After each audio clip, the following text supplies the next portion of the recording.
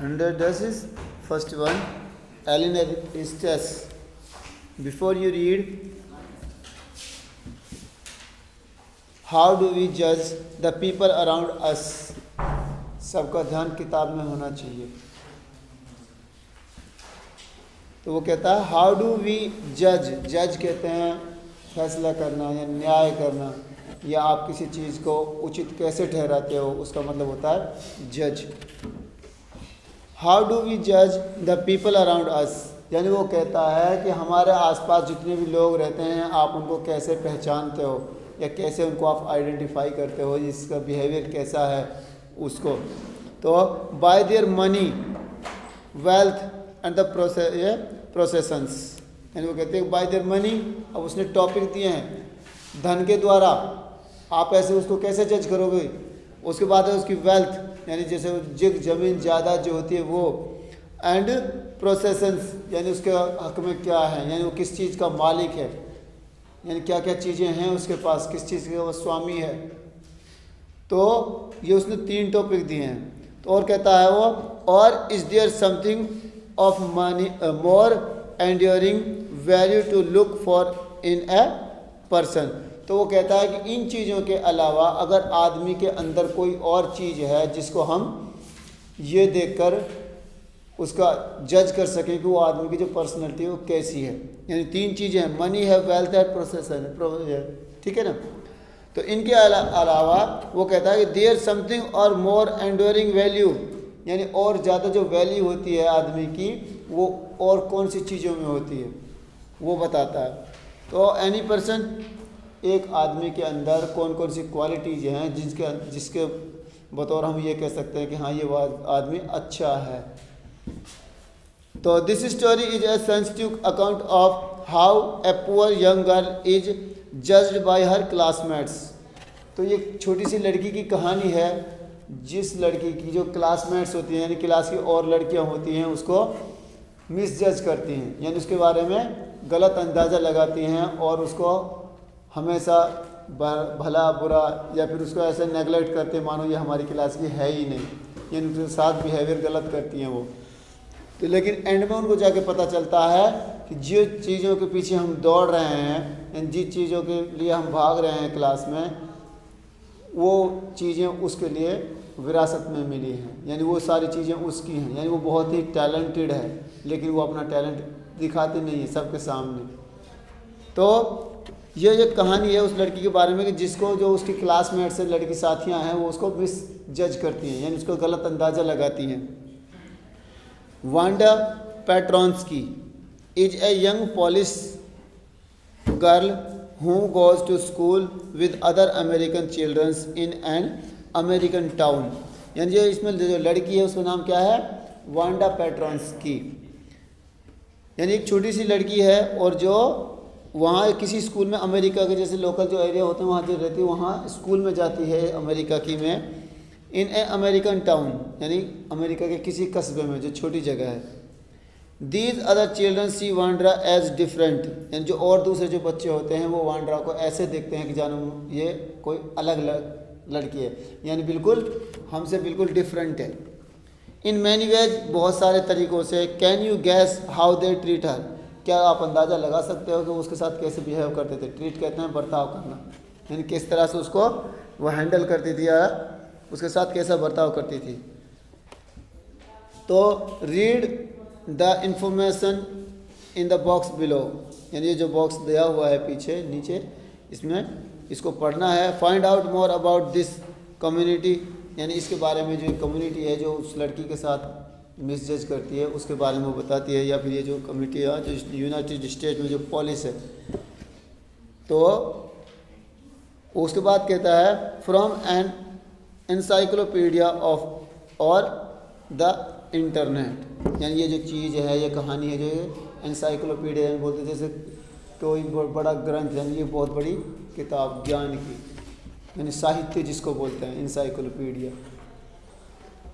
और इंटरनेट या फिर वो इंटरनेट से जुड़ा हो.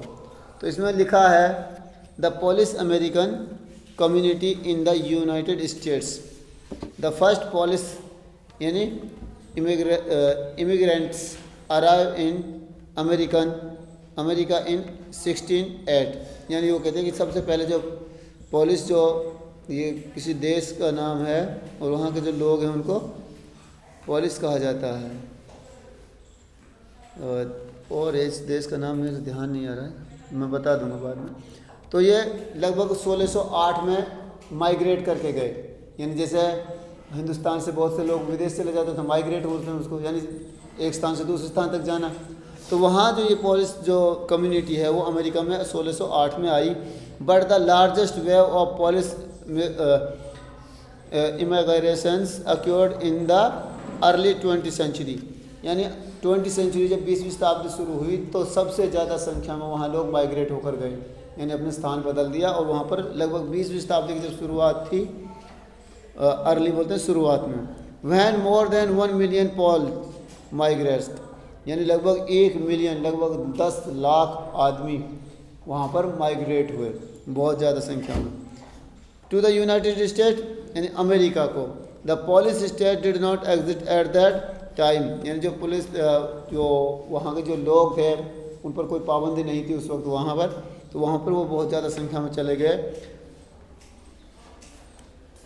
And the immigrants were identified according to their country of origin rather than to, यानी एथनिसिटी, यानी ethnicity.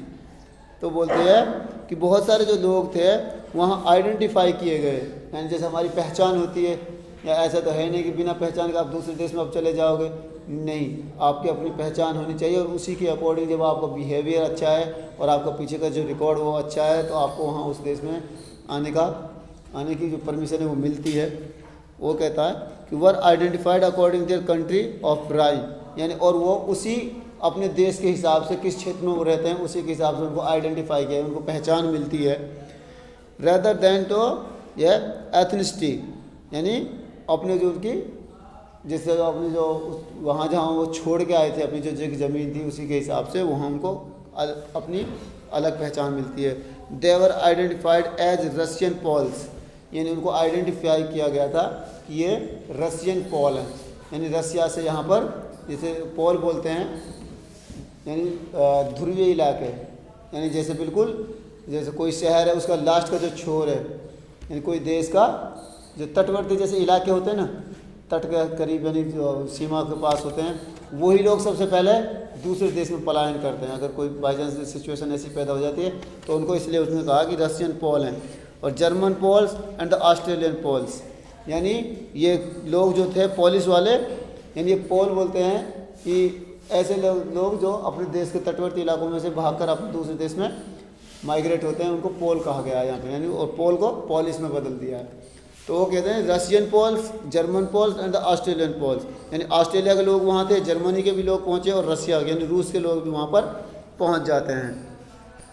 One of the most noble Polish American communities is in Chicago. और वो कहते हैं कि जो सबसे ज़्यादा अच्छी जो कम्युनिटी थी वहाँ जो पहुँची आदमियों की, वो थी कहाँ पर पहुँची थी? अमेरिकन कम्युनिटी इन शिकागो में एंड इट्स सबर्ब्स। और उसकी जो जैसे छोटी शिकागो कहाँ है? रूस में, ठीक है, रूस में ही सर शिकागो, रूस का एक शहर है शायद Chicago. And it's suburbs, so Chicago is the sometimes called the second largest police city in the world. यानी शिकागो में सबसे ज़्यादा जो पोलिस कम्युनिटी के जो लोग थे रहते थे वो सबसे ज़्यादा संख्या में रहते थे इस संसार में, पूरे वर्ल्ड लेवल पर। तो वहाँ से सबसे ज़्यादा लोग वहाँ पर माइग्रेट हुए थे। तो Polish city in the world, next only to ये Warsaw the capital of Poland, यानी पोलैंड के लोगों को पोलिस बोलते हैं शायद। तो वो कहता है कि सबसे ज़्यादा जो संख्या में जो लोग पहुँचे थे कि the next only to Warsaw the capital of Poland, यानी पोलैंड के जो लोग थे वहाँ पर, ये पोर्सो जो है ये पोलैंड की शायद कैपिटल है, और वहाँ से जो लोग वहाँ पर पहुँचे थे सबसे ज़्यादा किसी अपनी सिचुएशन को लेकर पहुँचे थे। और Polish American were sometimes discriminated against in the United states, यानी वो कहते हैं पोलिश अमेरिकन, यानी कभी कभी जैसे आपस में घर में भी लड़ाई हो जाती है, भिड़ जाते हैं लोग, लेकिन वहाँ तो दूसरे देश के लोग वहाँ रहे आने लगे तो आप जैसे अमेरिका में वहाँ से जो लोग आए थे वो आपस में भीड़ मारते थे, कभी कभी आपस में टकरार हो जाती थी उनमें। तो Polish American were the sometimes discriminated against in the United states, यानी यूनाइटेड स्टेट्स में वो कभी कभी वो एक दूसरे से व्यंग करते थे, एक दूसरे से कटाक्ष करते थे, एक दूसरे की बुराई करते थे। As were the Irish Italians and the Jews, यानी आयरिश जैसे आयरलैंड के, इटालियंस यानी इटली के, और जेविस ये कौन से देश के लोग, यानी वो दूसरे देश के थे वो। तो according to the United States 2000 census, और यह है हमारा 667414, American of the age 5 years and other older reported Polish as the language spoken at home, यानी लगभग यह है 6,67,414, इतनी संख्या में वहाँ पर जो लोग पहुँचे थे।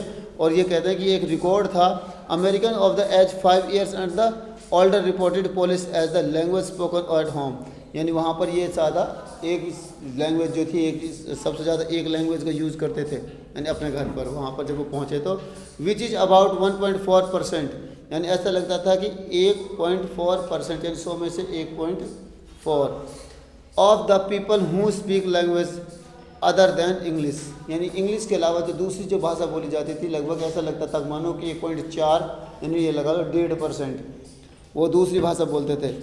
और 0.25% ऑफ द US पॉपुलेशन, और उनमें से लगभग ये जो थे 1.4 तो अदर लैंग्वेज यूज़ करते थे इंग्लिश के अलावा, लेकिन अमेरिका में रहने वाले जो अमेरिकन्स थे वो 0.25 यानी 25% थे जो और लैंग्वेज यूज़ करते थे।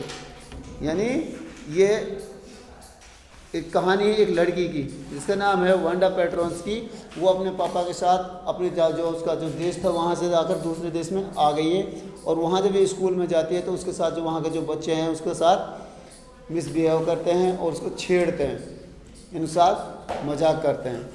तो सबसे पहले टुडे मंडे यानी आज सोमवार, वो सोमवार से, और Wanda Petronski was not in her seat, यानी जिस दिन वो बताते हैं जो कि भाई जो वांडा पेट्रोन्स्की थी जो सोमवार को अपनी सीट पर नहीं थी, यानी वो स्कूल नहीं आई थी। But nobody note even Peggy and the Madeline, यानी जो पैगी और जो मैडलिन है ये सबसे ज़्यादा उसको टॉर्चर करती हैं, ये सबसे ज़्यादा उसको छेड़ती हैं। तो नोबॉडी, और ये उसके बारे में इतना ख्याल रखती थी, उसके बारे में हर जानकारी ऐसे रखती थी, आज वो स्कूल आई है कि नहीं आई, उसने काम किया है कि नहीं किया, और ये मतलब पूरी बायोडाटा उससे लेते थे। तो वो कहती है बट नोबॉडी, परंतु कोई नहीं, नॉट इवन पैगी और मैडलिन, और पैगी और मैडलिन है वो भी उसके बारे में नहीं जानती। The girls who started all the fun, ये वो दो लड़कियां हैं जिन्होंने सारा मजाक शुरू किया था शुरुआत में। नोटिस हर एब्सेंस, यानी उसकी जब एब्सेंस थी, यानी जब वो आती नहीं थी तो सबसे पहले इनको पता चलता था कि आज वो नहीं आई। क्यों? क्योंकि जिस बच्चे को क्लास में सबसे ज़्यादा देखा जाता है, छेड़ा जाता है या उसके साथ मजाक किया जाता है, उसी को देखते हैं सब, यार वो आज तो वो नहीं आया। तो वो कहती है कि सबसे पहले इनको ये पता चलता था कि वो आज नहीं आई है। Usually Wanda sat in the seat next to the last seat, यानी वांडा जहाँ बैठती थी वो लास्ट के बिल्कुल बगल वाली जो सीट थी उसमें। Seat in the last row, अंतिम पंक्ति, यानी जो अंतिम पंक्ति थी, लाइन थी, उसमें वो बैठती थी। इन द रूम 13, यानी रूम नंबर 13 में वो सबसे लास्ट जो रो होती थी बच्चों की, उसमें वो बाईं ओर बैठती थी, यानी उससे बिल्कुल अगली वाली सीट पर बैठती थी। और she sat in the corner of the room, यानी वो बिल्कुल कमरे के कोने में बैठती थी एकदम। Where the rough boys who did not make good marks sat, यानी वहाँ पर ज़्यादातर वो बच्चे बैठते थे जिनको बोलते हैं रफ बॉयज़, यानी पढ़ाई में इंटेलिजेंट नहीं, इनडिसिप्लिन में रहते थे वो हमेशा, यानी वो डिसिप्लिन रखते ही नहीं थे, यानी पढ़ाई में भी वो होशियार नहीं थे। तो फिर जिसको बोलते हैं ना बैक बेंचर्स, ये उन लड़कों के साथ लास्ट सीट पर बैठती थी, पीछे ही पीछे। और वो कहती थी कि वो सारे बच्चे, ऐसी कम्युनिटी होती थी वहाँ पर जो बिल्कुल पढ़ाई नहीं करते थे। And not make good marks at, और उनका नंबर कभी सही नहीं आते थे। The corner of the room, यानी वो कमरे का कोना, where there was most scuffling of feet, scuffling बोलते हैं नॉइस, यानी जैसे पैरों की सबसे ज़्यादा आवाज़ आती थी वहाँ पर, स्कारफलिंग ऑफ फीट, मोस्ट रॉर्स, सबसे ज़्यादा शोर शराबा होता था, ऑफ लाफ्टर, यानी हंसने की, यानी वहाँ शोर भी करते थे, ज़ोर ज़ोर से हंसते भी थे, और वहाँ पैरों की आवाज़ बहुत ज़्यादा आती थी। When anything funny was said, यानी जब कभी कोई मजाक किया जाता या कोई बात बच्चा ऐसी बात कह देता जिस पर हंसना ज़रूरी था, यानी हंसी आ जाती थी, तो वहाँ सबसे ज़्यादा शोर होता था।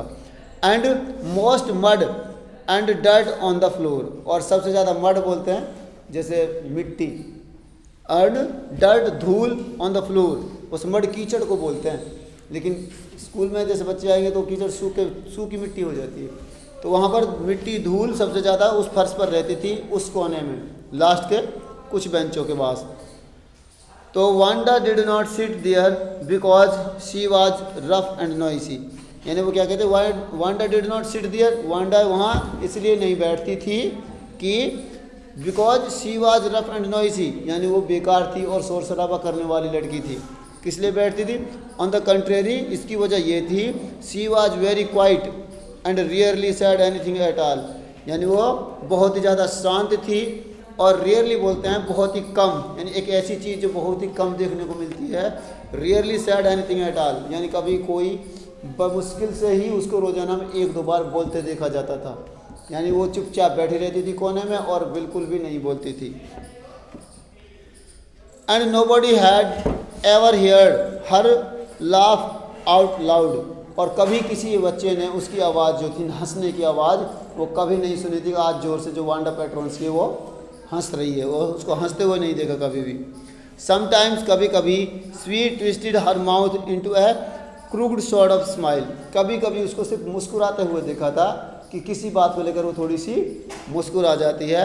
बट दैट वाज ऑल, सिर्फ यही था उसके बारे में, यानी उसके जो चेहरे का भी स्ट्रक्चर था कि वो कभी भी उसको किसी से बोलते नहीं देखा, उसको हंसते नहीं देखा। कभी कभी थोड़ी बहुत छोटी मोटी स्माइल आ जाती थी उसके चेहरे पर, परंतु वो बिल्कुल शांत रहती थी।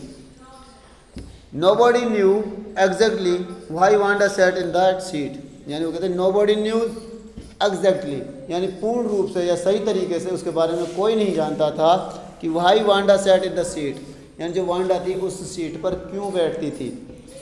Unless it was because she came all the way from Boggins Height, यानी और वो बॉगिन्स हाइट यानी वहाँ से काफ़ी दूरी पर पड़ता है, इस एक जगह का नाम है Boggins height.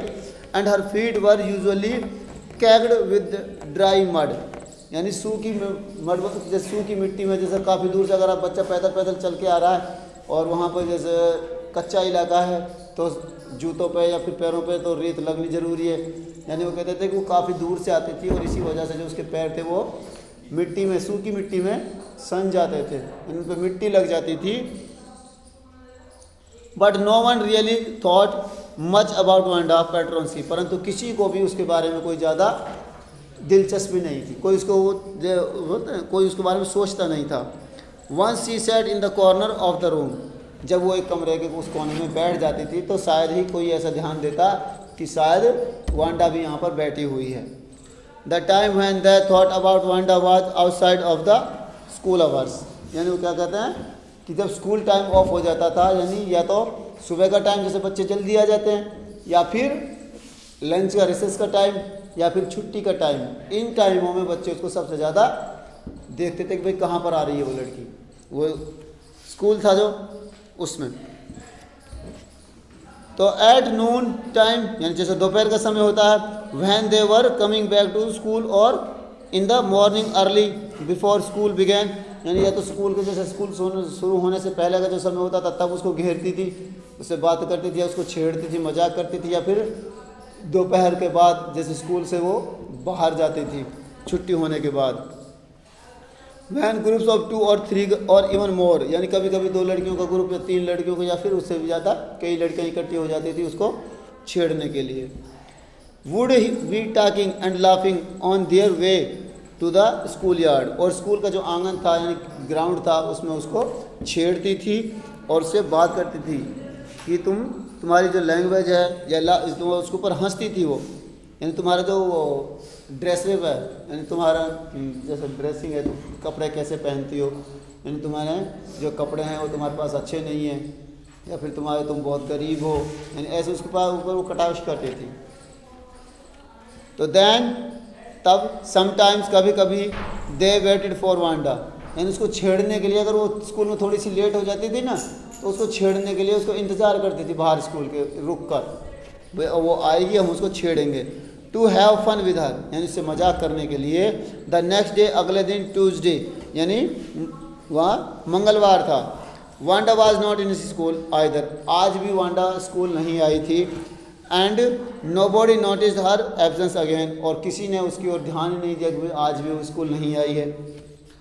But on Wednesday, परंतु बुधवार के दिन, पैगी एंड मैडी, यानी जो पैगी और मैडी थी, who sat down front with other childrens, यानी वो और बच्चों के सामने वो बैठ जाती हैं। हु गॉट गुड मार्क्स, जो अच्छे मार्क्स लेके आते हैं। And who did not track in a whole lot of mud, और वो कभी भी उस माहौल में नहीं रहते जिस माहौल में जो बच्चे हैं वो नंबर कम लेके आते हैं। यानी जैसे मड यहाँ की धूल मिट्टी से लिया गया है, अगर माहौल के हिसाब से लें तो भाई वो गंदा माहौल है, तो उस पर वो बैठते नहीं थे और वो हमेशा आगे बैठते थे। तो did notice that Wanda wasn't there, यानी उन्होंने बुधवार के दिन ऐसा महसूस किया कि जो वांडा है वो आज स्कूल में नहीं आई है। Peggy was the most popular girl in school, जो पैगी थी वो सबसे ज़्यादा पॉपुलर थी, यानी उसको सब जानते थे उसमें स्कूल में। शी वाज प्रेटी, वो बहुत सुंदर थी। She had many pretty cloth, उसके पास बहुत सारे सुंदर कपड़े थे। एंड हर हेयर वाज करली, करली बोलते हैं घुंघराले, इसके जो बाल थे वो काफ़ी घुंघराले थे। Maddie was her closest friend, और जो मैडी थी वो उसकी सबसे क्लोज फ्रेंड थी। द रीजन, कारण ये था, Peggy and Maddie noticed Wanda's absence was because Wanda had made them late to school, यानी उसने इसलिए उसको नोटिस किया गया कि उसकी वजह से आज हम स्कूल में लेट हो गए। क्यों लेट हो गए? क्योंकि जब वो घर से चलती थी तो रास्ते में वो साथ आती थी, तो उन्होंने आज उसका जो वांडा था उसका इंतज़ार किया, क्योंकि उसने काफ़ी इंतज़ार किया और वो आज स्कूल नहीं आ रही थी। उसको इंतज़ार करने से उनको काफ़ी देर हो गई। जब वो देर हो गई तो स्कूल में लेट पहुंचती हैं, इसलिए आज उसको नोटिस किया गया कि आज वो स्कूल क्यों नहीं आई है। They had waited for Wanda, उन्होंने वांडा के लिए बहुत ज़्यादा इंतज़ार किया। To have fun with her, यानी to have some fun with her and she just hadn't come, यानी वो कहते हैं कि हमने उसके साथ जब मजाक किया शायद इसी वजह से वो नहीं आ पाई है। They often weighted for Wanda, और इसीलिए वो वांडा का कभी कभी बहुत ज़्यादा इंतज़ार करती थी कि वांडा आएगी, हम उसके साथ मजाक करेंगे, हंसेंगे और हम उसको छेड़ेंगे। To have fun with her, उससे मजाक करने के लिए। उसके बाद वांडा पेट्रोस की most of the children in room 13 did not have names like that, यानी उसके नाम को लेकर उसके साथ मजाक करते हैं जो छोटी और बच्चियाँ होती हैं, कि जैसे वांडा पेट्रोन्स की जैसा नाम उस कमरे में किसी बच्चे का नहीं था जो रूम नंबर 13 था। मोस्ट ऑफ द चिल्ड्रन, उसमें से ज़्यादातर जो बच्चे थे room number 13 did not have name like that, यानी उन बच्चों के नाम इस तरह के नहीं थे जैसे वांडा पेट्रोन्स की था। They had names easy to say, यानी उनके नाम ऐसे थे जिनको आराम से बोला जा सकता था। लाइक थॉमस, स्मिथ और एलन, यानी ऐसे नाम थे उनके सबके। There was one boy named Bounce, यानी एक लड़के का नाम बाउंस था। विली बाउंस, यानी उसका नाम पूरा विली बाउंस था। And people thought that was funny, और जो लोग सोचते थे कि ये जो नाम है तो बहुत फ़नी है, यानी मजाक किया है, but not funny in the same way the Petrons की वाज, और वो कहते हैं कि जितना नाम वांडा पेट्रोन्स की फ़नी नाम था इतना ये विली बाउंस भी नहीं था, यानी उसको सबसे ज़्यादा फ़नी नेम कहा गया उसको। Wanda did not have any friends, Wanda जो थी उसके कोई दोस्त नहीं था। She came to school alone and went alone home, यानी वो घर से स्कूल अकेली आती थी और जब स्कूल से घर जाती थी तब भी वो अकेली ही जाती थी। सी ऑलवेज वोर ए फेडेड ब्लू ड्रेस, यानी वो हमेशा एक नीले कलर की फैड, यानी जैसे कपड़ा को कई बार धोते धोते और धूप में सूखते सूखते उसका जो कलर वो फेड हो जाता है, यानी धुंधला हो जाता है, तो वो उसी ड्रेस को हमेशा पहन के आती थी। एंड डिडंट हैंग राइट, और उसको ढंग से उसको पहनती भी नहीं थी, या फिर जैसे कई बार धोते धोते धोते धोते जब कपड़ा उसमें सलवटें पड़ जाती है ना, वो थोड़ा सा ऊंचा भी हो जाता है, तो वो थोड़ा भद्दा लगता है। तो वो कहती है दैट डिडंट हैंग राइट, और वो ढंग से नहीं पहनती थी। डिडंट हैंग राइट बोलते हैं डिड नॉट फिट प्रॉपरली, यानी कहने का मतलब है उसको पूर्ण रूप से सही सलामत आती नहीं थी वो उसको। इट वॉज क्लीन, यानी एकदम साफ सुथरी होती, but it looked as though it had never been ironed properly, यानी वो साफ सुथरी तो होती, गंदी नहीं होती थी, लेकिन कभी कभी ऐसा लगता था कि मानो इस ड्रेस को कभी इस्त्री नहीं की हो, यानी उसको प्रेस नहीं की हो, इसलिए वो उसको ऐसी वो सिकुड़न भरी हुई लगती थी और वो अच्छी नहीं लगती थी। She did not have any friends, उसका कोई दोस्त नहीं था, but a lot of girls talk to her, परंतु बहुत ज़्यादा लड़कियां उससे बात करती थी। समटाइम कभी कभी दे सराउंडेड वे, तो बोलते हैं चारों तरफ से घेर लेना, यानी वो उनको चारों तरफ से घेर लेती थी। हर इन द स्कूल यार्ड, यानी स्कूल के आंगन में या स्कूल के जो ग्राउंड था उसमें उसको चारों तरफ से घेर लेती थी। और लड़कियां as she stood watching the girls little girls play ये हॉपस्कॉच, यानी जैसे लंच टाइम में हॉपस्कॉच जैसे बच्चे खेलने की आदत होती है सब बच्चों की, उसमें बच्चे खेलते थे तो उनको देखती थी खड़ी खड़ी, बिल्कुल यानी बिल्कुल ऐसा देखती थी मानो उसको बहुत अच्छे लग रहे हो। जब वो खड़ी रह कर उनको देखती थी तो सारी लड़कियां उसको घेर लेती थी। On the one hard ground, यानी वो ग्राउंड जो हार्ड था, टफ था, नीचे से टाइट था। Wanda Peggy would say in a most courteous manner as though she were talking to Miss Mason, यानी वो जो पैगी है would say in a most courteous manner, यानी बहुत ही अजीब से अंदाज में वो जो मिस ये पैगी है उसको बात करती है, किस तरह से कि टॉकिंग टू मिस मैसन, यानी जो मिस मैसन यानी कोई मैम है जो उनको पढ़ाती थी, उसके अंदाज में वो बात करती है। Wanda she would say giving one of her friends A nude बोलते हैं धक्का देना, जैसे कोई आदमी खड़ा है उसके पीछे से आप कंधा देखो, जैसे निकलते हो पकड़ रहा में से तो उसको कंधा देते हो तो उसको बोलते हैं न्यूड। तो जैसे वो जाती थी उसके पास में तो वो कहती थी वांडा सी से, और उससे कहती थी giving one of her friends A nude, यानी उसको एक धक्का देते हुए और उससे कहती थी कि तुम कैसी हो, यानी उससे पूछती थी टेल अस, हमें बताओ, how many dresses did you से, यानी तुमने कितनी जो ड्रेसेस थी वो बताई थी। You had hanging up in your closet, closet बोलते हैं अलमारी को, यानी जो तुम्हारी क्लोसेट है अलमारी है उसमें तुम्हारी कितनी ड्रेसें हैं, यानी से हमेशा यही सवाल करती थी वो कि तुम्हारे पास कितनी ड्रेसें हैं। तो वो क्या कहती थी 100 वांडा वुड से, यानी हमेशा वो यही कहती थी कि मेरी 100 ड्रेसें हैं। 100 exclaimed all the little girls, यानी जो छोटी छोटी जो लड़कियां थी वो एकदम हैरानी भरे स्वभाव में कहती थी 100 ड्रेसें। तो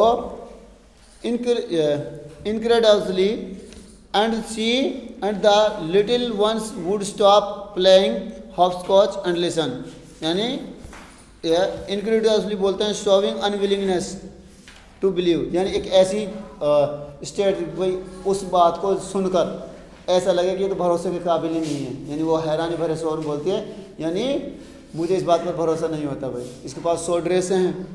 तो और एक छोटी सी लड़की जो वो गेम खेल रही थी हॉपस्कॉच, उसको छोड़कर वो उसको देखते कि इस लड़की के पास 100 ड्रेसें हैं। तो आगे देखो वो क्या कहती है, या 100 ऑल लाइंड अप, हाँ बिल्कुल 100 हैं और सब के सब लाइन अप बोलते हैं तरतीब से लगनी, यानी वो तरतीब से लगी हुई हैं said Wanda. Then her thin lips through together in silence, और इतना कहने के बाद उसके जो होठ थे वो दोनों शांति से बंद हो गए।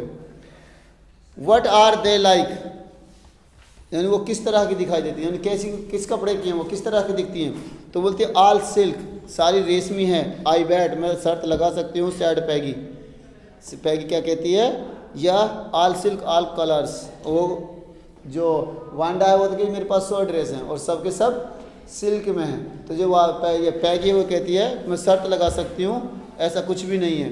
तो वो कहते हैं ये यस, ये जो YEAH है, ये इसका मतलब यस होता है उसे। ऑल सिल्क, सारी रेशमी, ऑल कलर्स, हर कलर में। वॉलवेट टू, वॉलवेट बोलते जैसे जो मखमली कलर होता है, मखमल, वॉलवेट बोलते हैं मखमल, बहुत नरम सॉफ्ट। तो ये वॉलवेट टू यानी उसमें मखमली कलर भी है या मखमल की भी हैं। 100 ड्रेसेस यानी लगभग 100 पोशाकें। वांडा वुड रिपीट स्टोलिटी यानी स्टोडली, स्टोडली बोलते हैं नॉन शोविंग एनी फीलिंग, यानी ऐसा लगता है मानो उसमें मजाक कर तौर पर वो कह रहे हैं कि हाँ 100 ड्रेस तेरे पास तो अभी आई। उसमें बाद में उससे पूछते हैं कि जब तेरे पास 100 ड्रेस है तो एक नीली ड्रेस ही क्यों पहन के आती, उनमें से एक क्यों नहीं डाल के आती, ऐसा उसको बोलते हैं।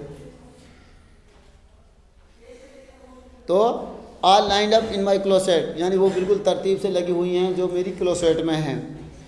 Then they would let her go, और उसके बाद उसको वो जाने देते। And then before she would gone far very far, और जब वो बहुत ज़्यादा दूर चली जाती तो they couldn't help bursting into shrieks and the peals of laughter, और जब वो थोड़ी सी दूर चली जाती थी और उसकी बातों को लेकर जब वो आपस में सब की सब जितनी उसको घेर के खड़ी रहती थी लड़कियाँ, उसको मजाक में लेकर वो कहते थे कि ये कितना झूठ बोलती है, 100 ड्रेस हैं इसके पास, वो भी सिल्क की, और सब उसके अलमारी में, हमें नहीं लगता। फिर जोर जोर से हंसती वो। 100 ड्रेसेस यानी वो 100 ड्रेस हैं। Obviously the only dress Wanda had was the blue one she war every day, तो वो कहते हैं कि इसके पास 100 ड्रेसें हैं, लेकिन ये पहन के कौन सी आती है, एक ब्लू फेड कलर की ड्रेस है जिसको ये रोज़ाना पहन के आती है, तो उन 100 में से एक दो को ये रोज़ाना चेंज करके नहीं आ सकती। तो सो इसलिए वाई डिड शी से she had 100 dress, what a story, यानी क्या कहानी बना रखी है इसने कि मेरे पास 100 ड्रेसें हैं, लेकिन पहन के आज तक हमने इसको एक को ही आते देखा। यानी एक ड्रेस है जिसको ये पहन के आती है, और वो भी ऐसी है कि जो जिसकी कभी इसने प्रेस नहीं की।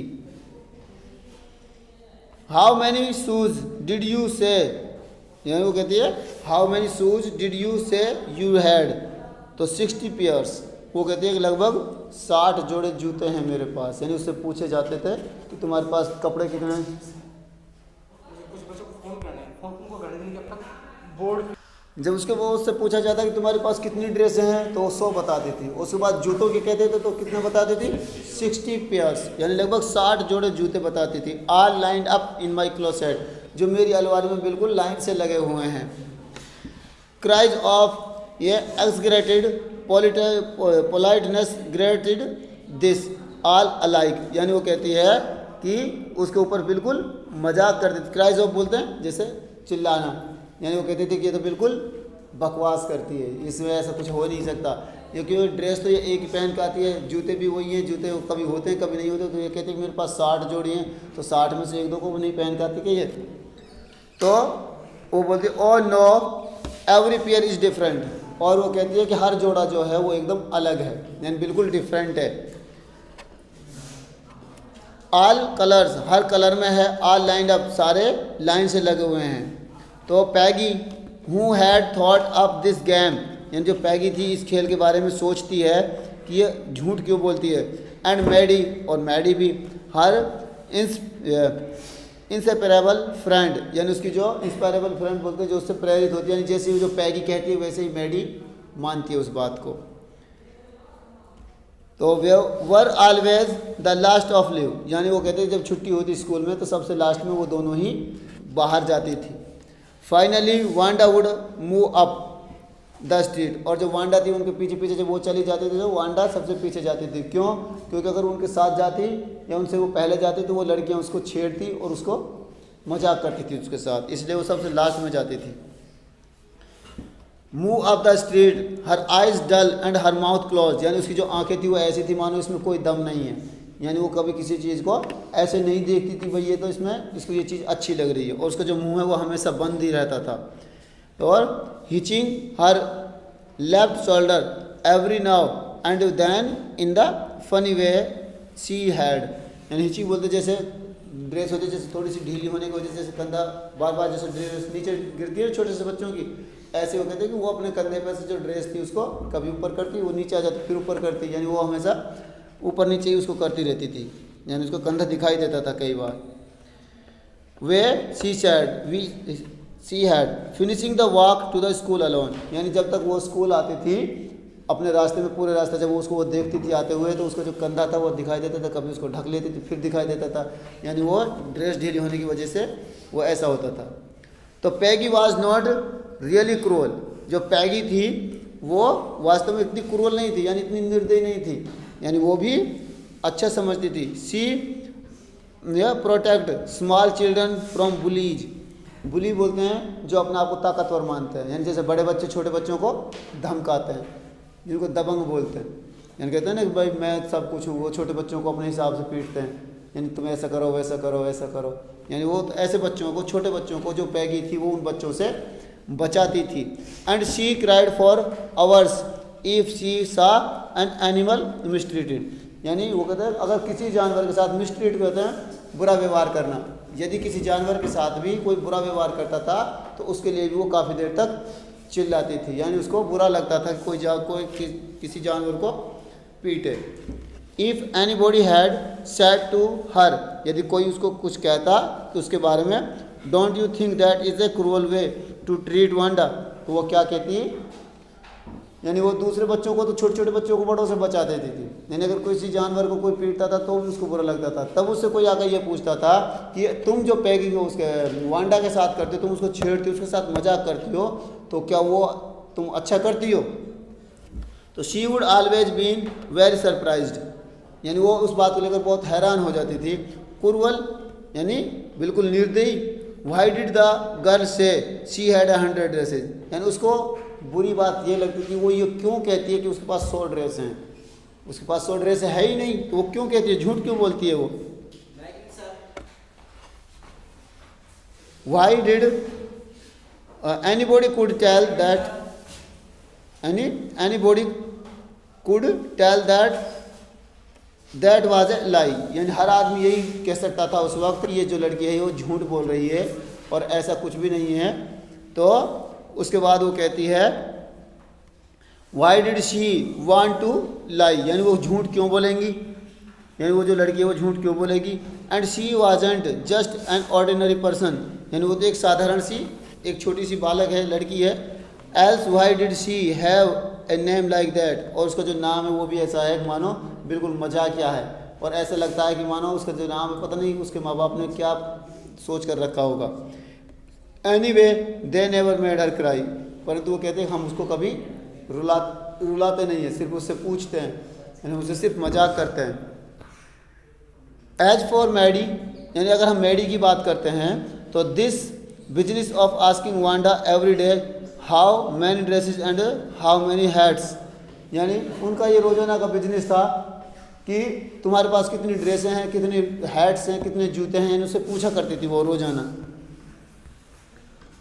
And how many this and that she had was bothering her, यानी उसके पास ये कितना है, वो कितना है, जूते कितने हैं और कपड़े कितने हैं, यानी ऐसे बहुत सारे सवाल वो पूछती थी और उसको परेशान करती थी। Maddie was poor herself, यानी जो मैडी थी वो वास्तव में एक गरीब घर की बच्ची थी वो। She usually was somebody's handed me down cloth, handed me down cloth बोलते हैं जैसे कपड़े सही हैं लेकिन मेरे नहीं आते तो मैंने किसी को पहनने के लिए दे दिए, यानी फुर्सत के हिसाब से, यानी वो जो लड़की थी जो मैडी थी वो दूसरों के दिए हुए कपड़े पहनती थी, क्योंकि आप उसकी जो खुद की हालत थी वो कुछ डाउन थी इसीलिए। थैंक्स यानी goodnesses she didn't live up on Boggins height और हैव ए फनी नेम, और उसलिए इसको पूछती थी भाई ऐसा क्यों है, ऐसा क्या करती है, कितने हैं कोई चीज़ें। तो जो ये मैडी है ये भी पैगी के साथ रहती थी और ये भी उसके साथ जैसी पैगी कहती थी वैसे ये करती थी, यानी क्यों, क्योंकि ज़्यादातर जो कपड़े होते थे इसके पास ज़्यादातर यूजेबल जो चीज़ थी वो इस पैगी की ही इस पर रहती थी।